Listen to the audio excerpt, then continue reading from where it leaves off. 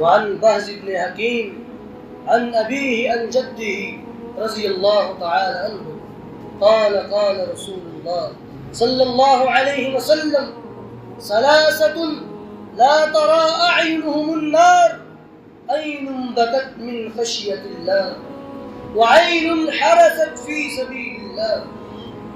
فرمایا کہ نبی علیہ الصلوۃ والسلام کی حدیث کہ 3 آنکھیں جن پر اللہ نے جہنم کی آگ حرام کر دی ہے، جہنم میں نہیں جا سکتے، جب آگ نہیں جائے گی تو بندہ بھی نہیں جائے گا.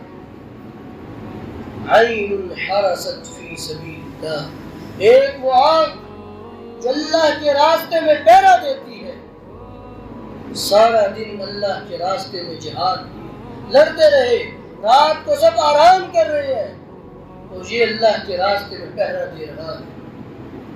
صحابہ اکرام کے بارے میں تاریخ نے لکھا کہ فرسان بالنہار رہبان باللیل، دن کے شاہ سوار ہوتے اور راتوں کو راہب بن جاتے تھے، ساری ساری رات مسلوں پہ روتے ہوئے گزر جاتے، رب سے آہوزاریاں کرتے. وہ آگ جو اللہ کے راستے میں بہہ رہا ہے. دوسرے نمبر پہ وعین تفت عن محارم اللہ، وہ آگ جو اللہ کے حرام کردہ سے باز نہ رہے. اللہ نے حرام کر دیا، اس کی نظریں جھک گئی وہی، بس کوئی کسی کی بات نہیں، کوئی خواہشات نہیں.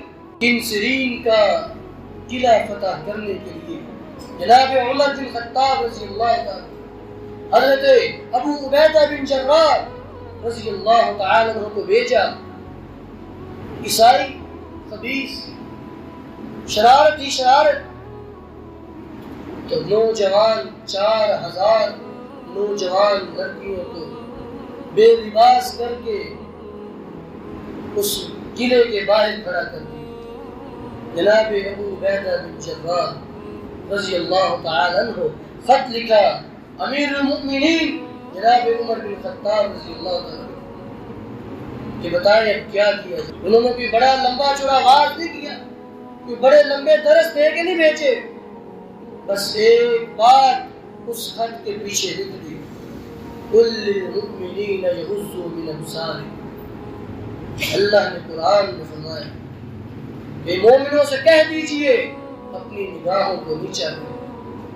بس حکم خدا بندی ملا، اللہ کا حکم آیا، ایسے غلاموں کی گردنیں جھکتی چلی، کسی نے حق پرت کے نہیں دیکھا. عین تفت عن محارم اللہ، وہ آگ جو اللہ کی حرام کردہ سے باز رہا. اور تیسرے نمبر پہ فرمایا وعین بکت من خشیت اللہ، وہ آگ جو اللہ کے ڈر سے رو پڑے، اس کی آنکھوں میں آنسو آ جائے، اللہ رب العالمین اس کو جہنم سے آزاد کر دے.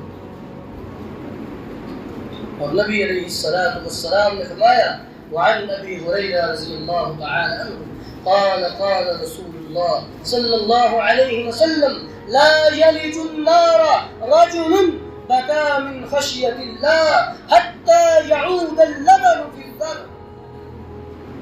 فرمایا کہ وہ بندہ جو اللہ کے ڈر سے رو پڑے وہ جہنم میں نہیں جا سکتا یہاں تک کہ دودھ پستان میں واپس چلا جائے. جیسے دودھ پستان میں واپس نہیں جا سکتا، اللہ کے ڈر سے رونے والا وہ کبھی جہنم میں نہیں جا سکتا. آج ہماری آنکھیں خشک ہو چکی ہیں، ہمیں رونا نہیں آتا، ہم اللہ کا ڈر دلوں سے نکال چکے ہیں. کبھی ہوتا تھا ہماری مسجدوں کے کونوں سے سسکیوں اور آہوں کی آواز آیا کرتی تھی. جامع ترمذی کی حدیث، نبی علیہ الصلوۃ والسلام جب درس مبارک دیا کرتے، صحابہ اکرام اپنے رومال اپنے چہرے کے آگے کر لیتے اور ہلکی ہلکی چیخوں کی آواز آیا کرتی.